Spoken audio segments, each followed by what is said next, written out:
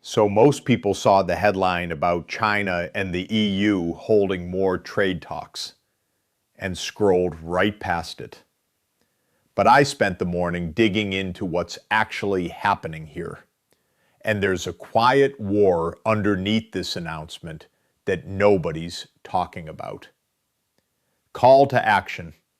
Before I walk you through it, drop the country you're watching from in the comments. I want to know where everyone's tuning in today. I actually read them. So most people saw the headline about China and the EU holding more trade talks and scrolled right past it. But I spent the morning digging into what's actually happening here. And there's a quiet war underneath this announcement that nobody's talking about. Let me explain it to you. On the surface, this is simple. The European Union and China agreed to set up a new regular consultation mechanism on trade and investment. Minister-level talks, once or twice a year. The second meeting is coming this autumn, right here in China. They even sent an invitation to the EU Trade Commissioner, Maros Šefčovič. Sounds like diplomacy as usual, right? That's what they want you to think. Because here's what they're not telling you.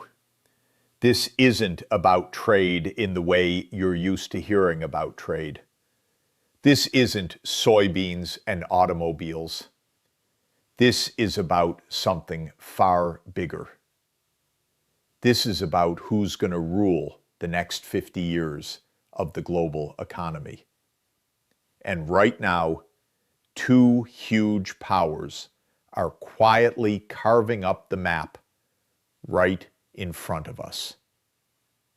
Now you might be thinking, okay, China and the EU have always done business together. What's different this time? I'm going to tell you exactly what's different. The language in this agreement, if you read between the lines, specifically mentions two areas: artificial intelligence and the clean energy transition. Those aren't throwaway words. Those are the two battlegrounds where the next global superpower gets decided. Not military bases, not nuclear warheads. AI and green energy. And both sides know it. Here's what the announcement doesn't say. It doesn't mention the United States. Not once. But you can feel Washington hovering in the background of every single sentence, because the U.S. has been trying to pull the EU away from China for years. And yet here we are. The EU and China are formalizing a regular meeting schedule. Direct, institutional, ongoing dialogue.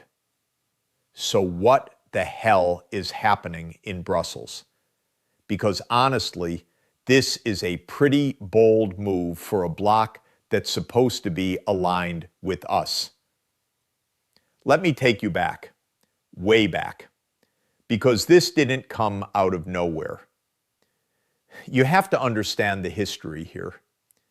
China has been the EU's second largest trading partner for a long time, only behind the United States. And for the EU, that creates a constant tension. They need the Chinese market. They built supply chains around it. But they also look at China and see a massive state-controlled competitor that plays by its own rules. And for years, the U.S. has been in their ear. Be careful, we said. Don't get too close. China is going to eat your lunch. But here's the thing.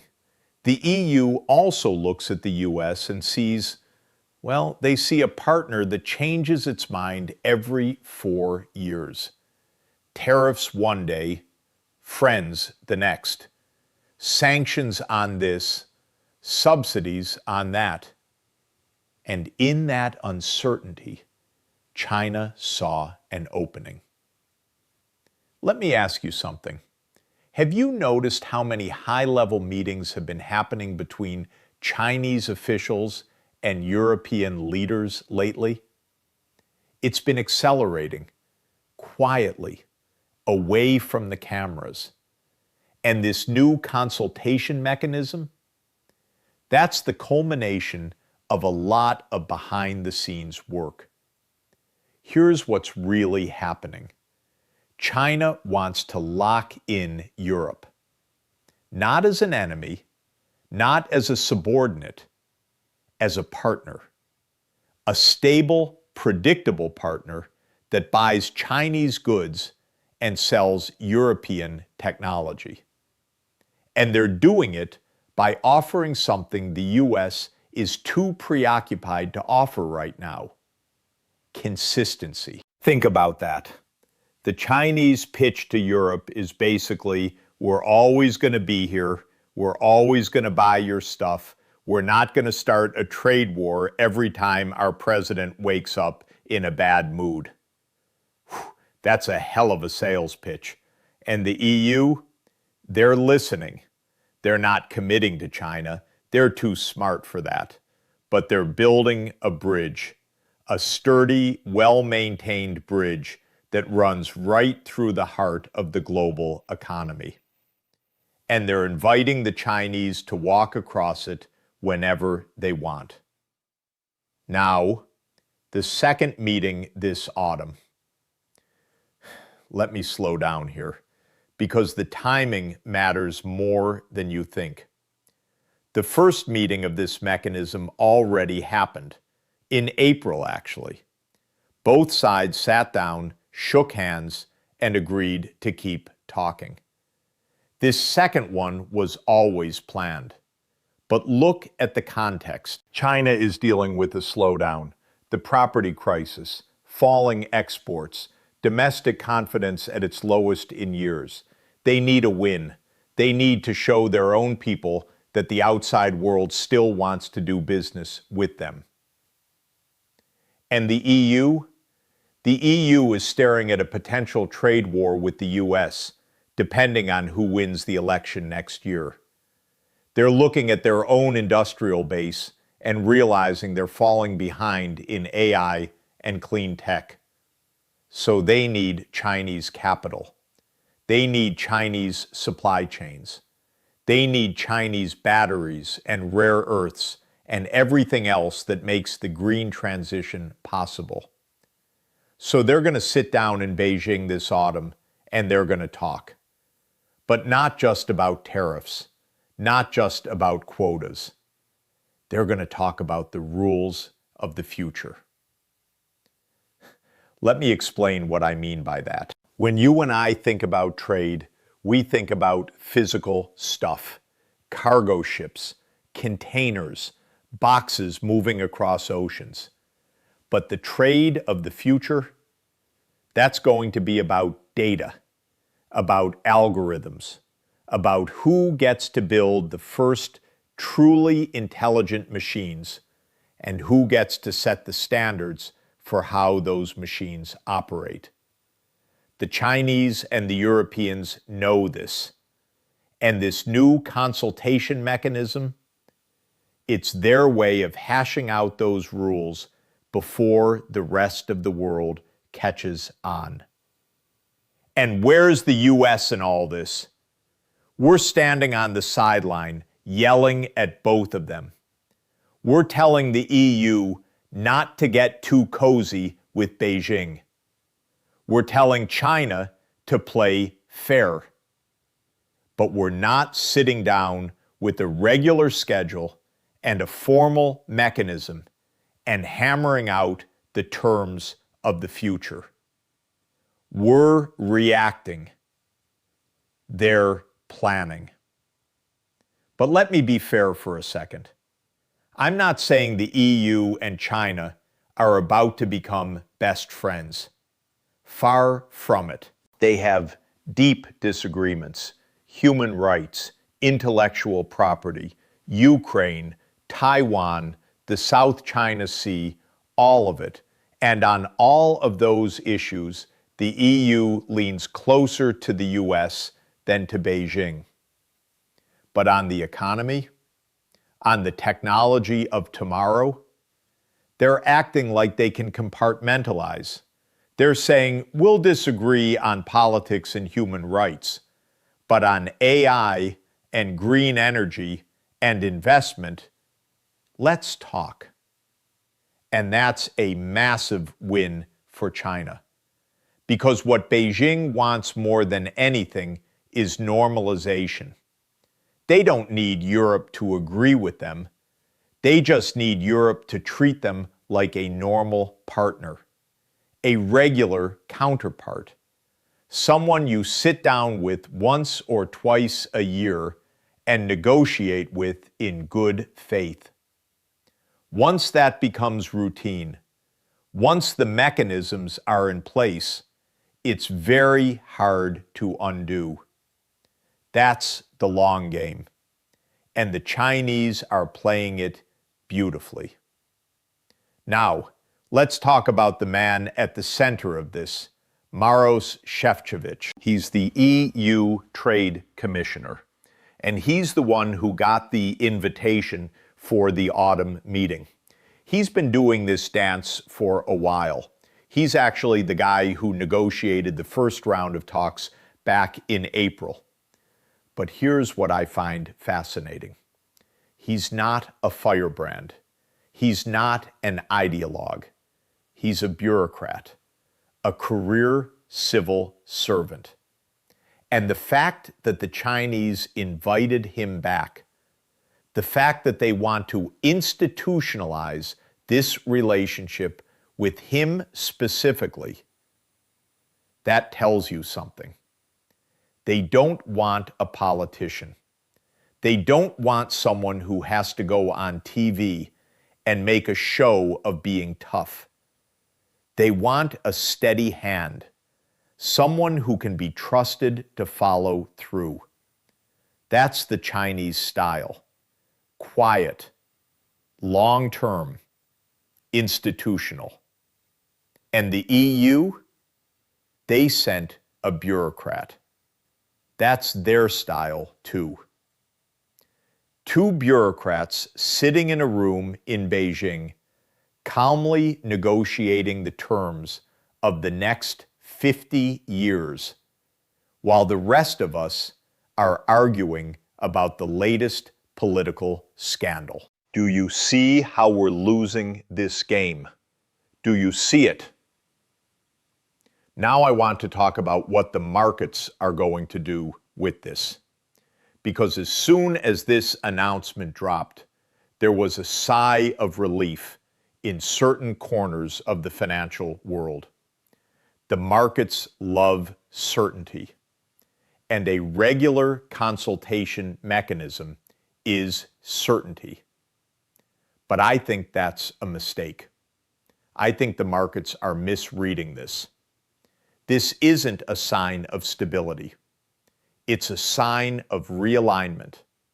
It's China and the EU quietly building a parallel track, one that bypasses the US just enough to matter.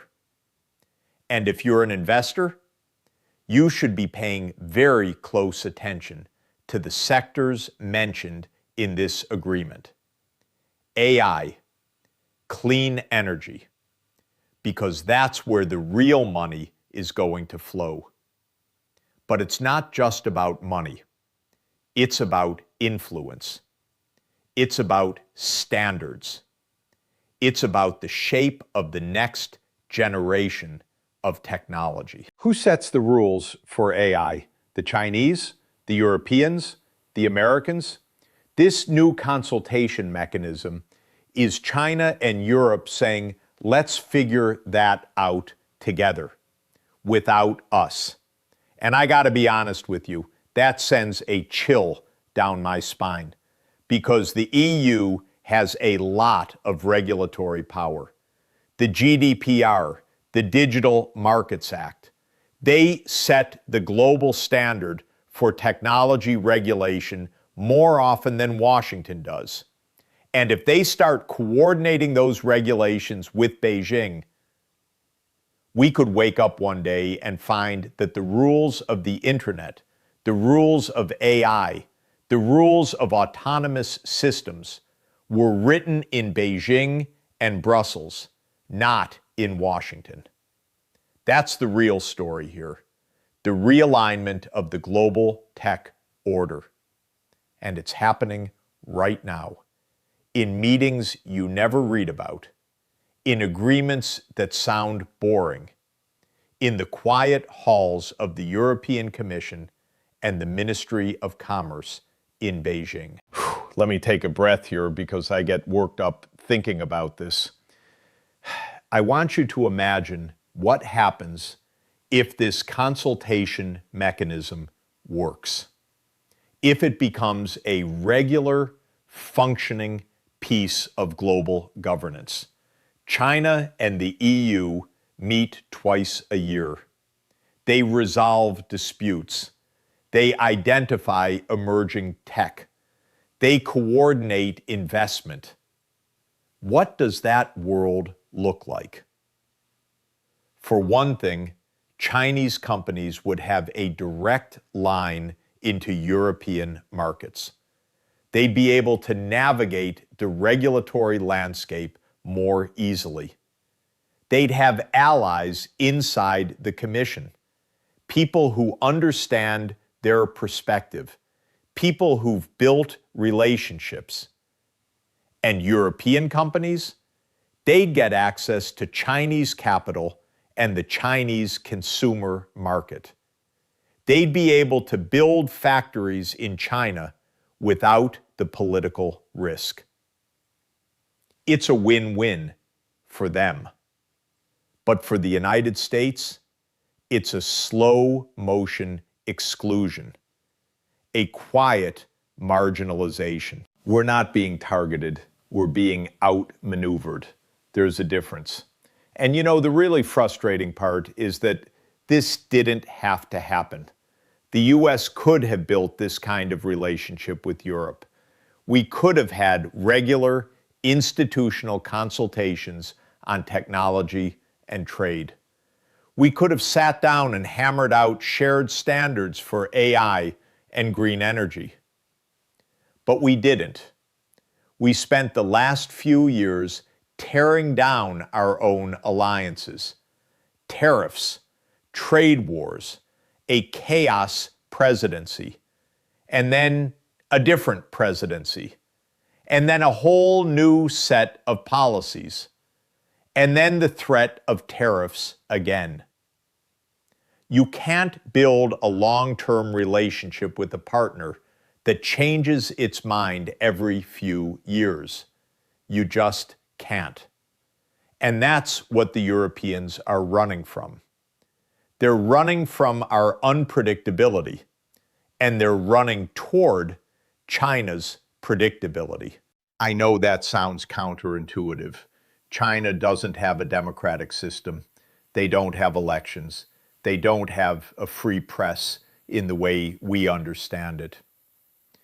But for a European trade official who just wants to get a deal done, that stability looks pretty good. You know what you're getting. You know who to call. You know what the rules are. In Washington, they don't even know who's going to be in charge in 6 months.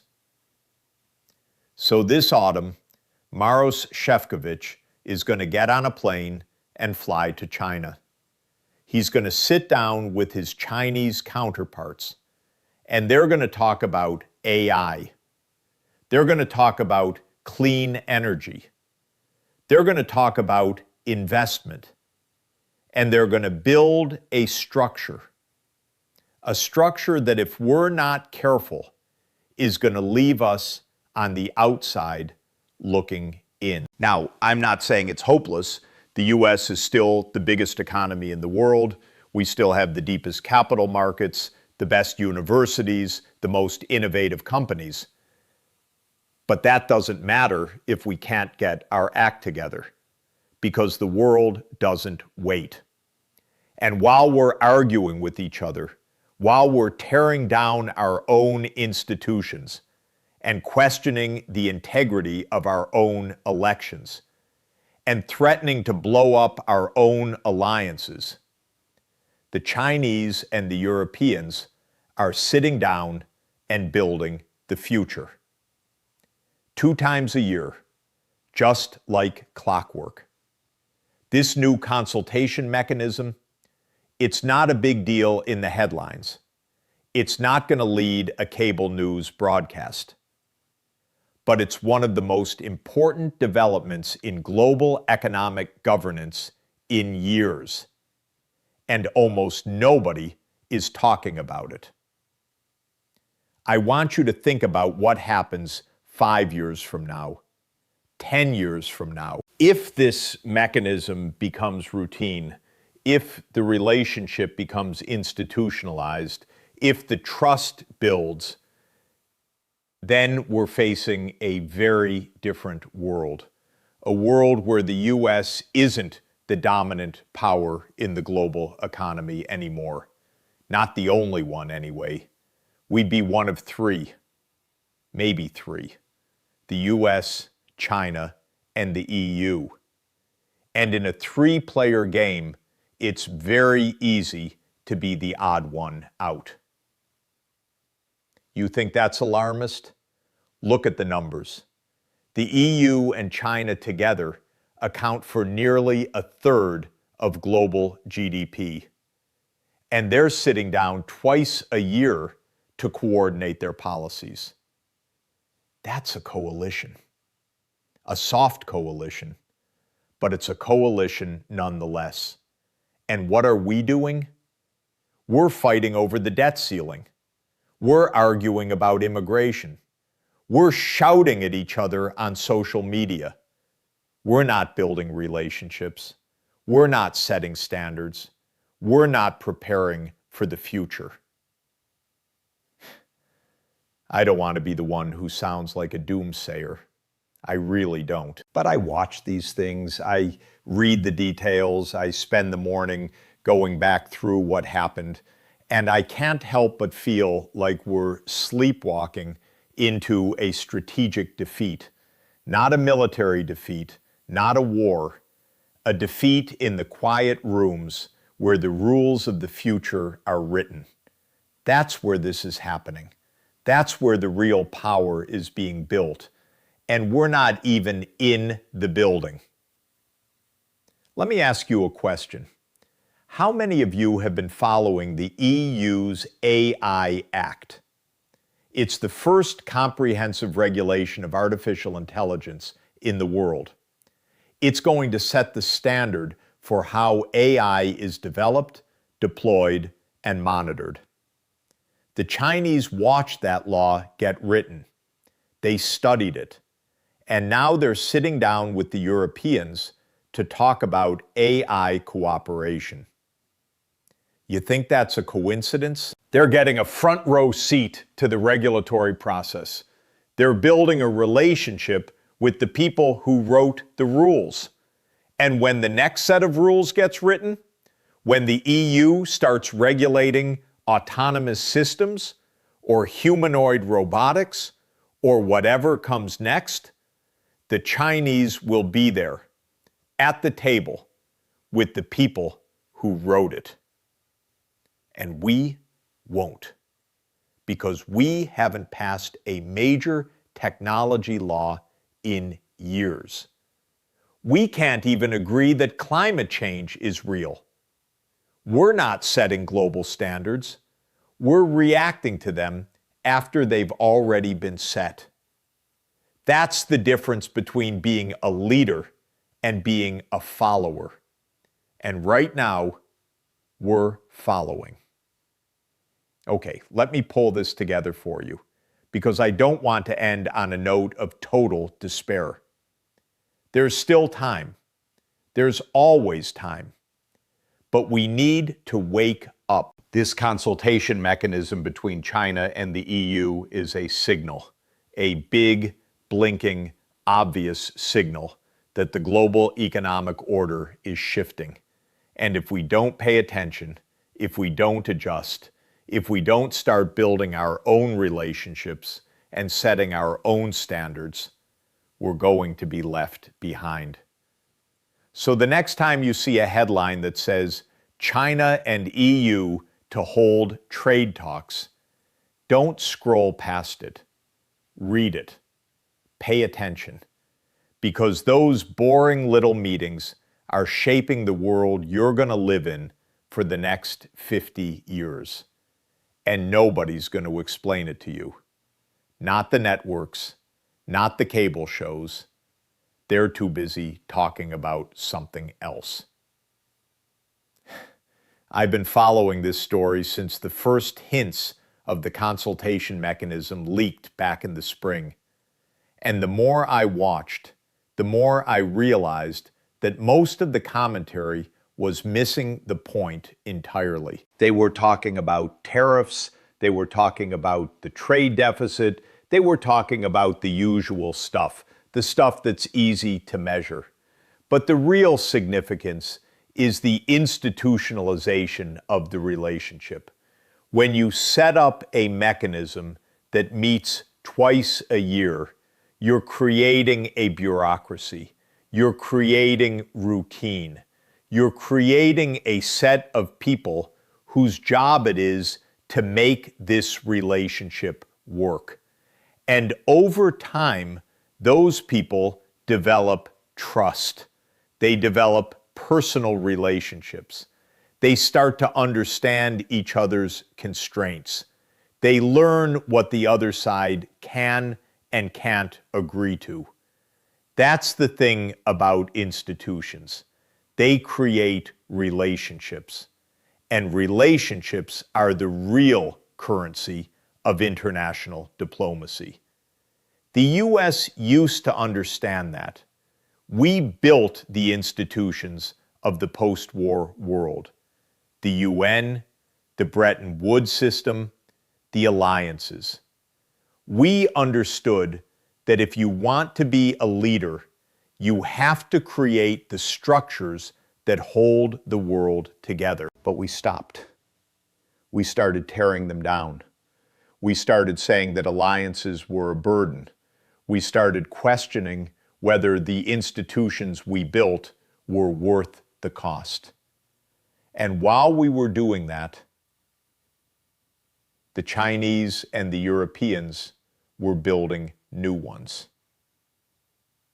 That's the story of this consultation mechanism. It's a small institution, a modest one, but it's the beginning of something. And that something is a world where the U.S. isn't at the center of every table. I'm not telling you this to scare you. I'm telling you this because I think you deserve to know. I think you deserve to understand the quiet, boring stuff that actually shapes your life. Because that's what this channel is about. The stuff nobody's explaining properly. And right now, the thing that needs explaining is this. China and the EU are moving closer together in the fields that will define the 21st century. AI, clean energy, and they're doing it with a regularity and a seriousness that the U.S. is not matching. So this autumn, when Maros Shefčovič gets on that plane and flies to Beijing, I'll be watching. And I hope you will too. Because the meeting that's happening this autumn isn't just another meeting. It's a landmark, a milepost on the road to a very different global order. And where we end up on that road depends on whether we decide to pay attention. One more thing, and I'm not saying this as a partisan. I'm saying this as someone who watches the world. This isn't about who's in the White House. It's deeper than that. It's about whether the U.S. can get its act together as a country, whether we can have stable, predictable, long-term policies, whether we can rebuild the institutions that made us a leader in the first place. Because if we can't, the Chinese and the Europeans are going to build their own world, and they're not going to leave a seat for us. I think about that a lot. I think about my kids and what kind of world they're going to inherit. And I don't want them to inherit a world where the U.S. is a bit player, a country that used to matter. That's not the country I grew up in, and I don't want it to be the country they grow up in. So I'm going to keep watching. I'm going to keep reading. I'm going to keep digging into the details, and I'm going to tell you what I find, because I think that's important. And I think you do too. Let me leave you with this. The world is changing right now, in meetings you'll never hear about, in agreements that sound boring, in relationships that are being built slowly, quietly, day by day. And if you're not paying attention, you're going to wake up one day and wonder how everything got so different. This autumn, when the Chinese and the European trade officials sit down in Beijing, just remember what's really happening. They're not just talking about trade. They're building the future. And the question is, are you going to be part of it? This isn't over.